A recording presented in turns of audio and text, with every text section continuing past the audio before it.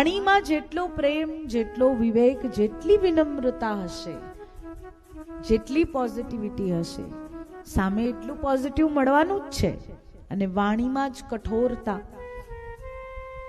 ઘણા બધા લોકો નહીં, અમારા તો ખાલી શબ્દ જ કઠોર છે, બાકી અમારા મનમાં પાપ નથી. ઘણા બધા એવું કહેતા હોય ને, પણ એવું હોય એ તો મનમાં હોય, એ જ જીવા પર આવે. અને કદાચ એવું હોય તો આપણે પશુ નથી, આપણે પશુ નથી, આપણે મનુષ્ય છીએ. આપણે ધારીએ તો આપણા વર્તનને, આપણા વ્યવહારને, આપણી વાણીને, આપણા શબ્દોને, આપણા વિવેકને, આપણી વિચારધારાને, આ બધાને આપણે બદલી શકીએ છીએ. આપણે મનુષ્ય છીએ. એટલે આપણે એમ કહીએ કે ના ના મારે તો આવવું જ છે, એવું નથી. જેવું આપણે બનવું હોય એવા આપણે બની શકીએ. આ જીવા એ આ દેહનું દ્વાર છે.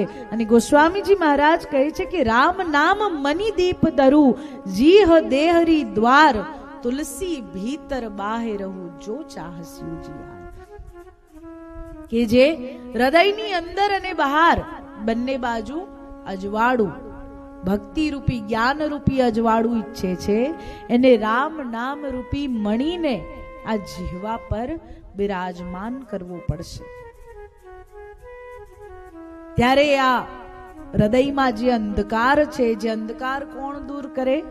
આગળ વાત કરી હતી ને, બંદૌ ગુરુપદ કંજ કૃપા સિંધુ નર રૂપ હરી, મહામોહતમ પુંજ જાસુ બચન રવિ કર નિકર.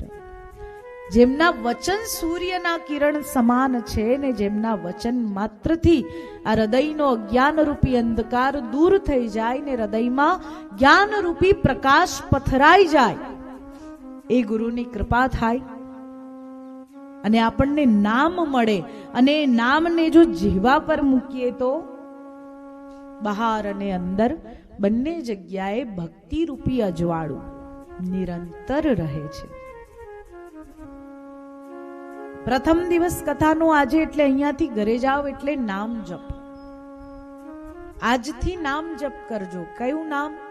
ગુરુમંત્ર હોય તો ઉત્તમ, ગુરુમંત્ર ન હોય તો રામ નામ, માત્ર રામ. કારણ કે મહામંત્ર જોઈ જપત મહેશુ, કાશી મુકુતિ હેતુ ઉપદેશુ. રામ એ શું છે? મહામંત્ર. એક તો 2 જ અક્ષરનો મંત્ર અને એકદમ સહેલો, મોઢામાં દાંત ના હોય તોય બોલાય.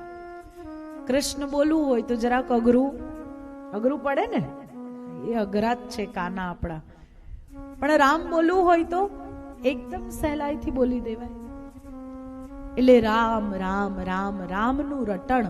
અને રટણ એટલે કેવું? એમ નહીં કે એક મણકો 10 મણકા ફરે ને એક રામ બોલાય, એમ નહીં. ઘણા માળા કરતા હોય, રામ રામ રામ રામ રામ રામ રામ રામ રામ રામ રામ, એમ માળા થાય?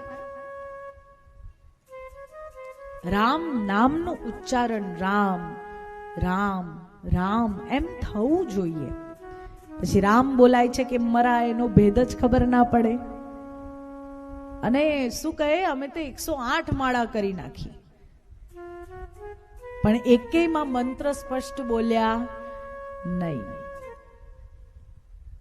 એક મણકાના પાછળ બીજો મણકો જાણે ભાગી રહ્યો હોય એવી રીતે નામ બોલવામાં આવે. નામનું ખૂબ મહાત્મ્ય.